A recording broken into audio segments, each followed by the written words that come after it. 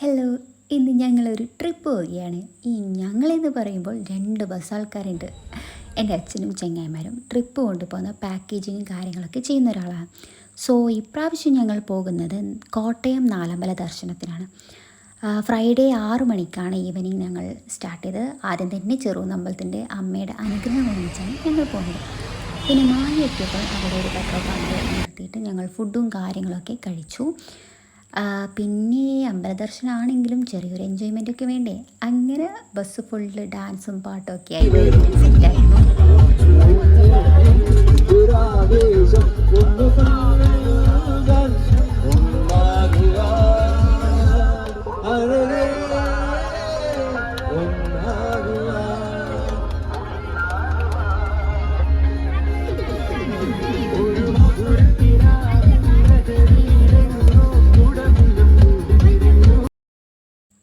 അങ്ങനെ പിറ്റേന്ന് വെളുപ്പിന് തന്നെ ഞങ്ങൾ കോട്ടയെത്തി. അവിടെ നിന്ന് ഫ്രഷായി ബ്രേക്ക്ഫാസ്റ്റും കാര്യങ്ങളൊക്കെ കഴിഞ്ഞതിന് ശേഷം നേരെ പോകുന്നത് രാമപുരത്തുള്ള രാമക്ഷേത്രത്തിലാണ്.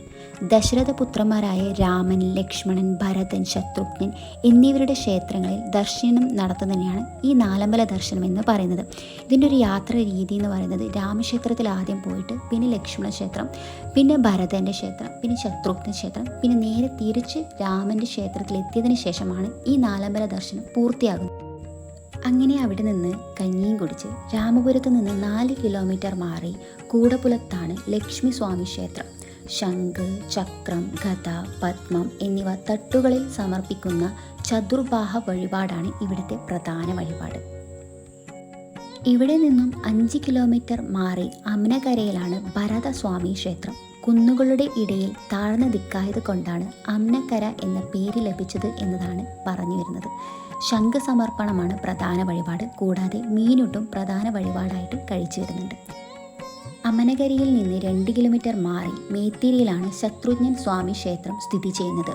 ശ്രീചക്രമാണ് ക്ഷേത്രത്തിലെ പ്രധാന വഴിപാട്. കുട്ടികളെ രോഗങ്ങളിൽ നിന്ന് രക്ഷിക്കുന്നതിനായി തൊട്ടിൽ സമർപ്പണവും നടത്തി വരുന്നുണ്ട്.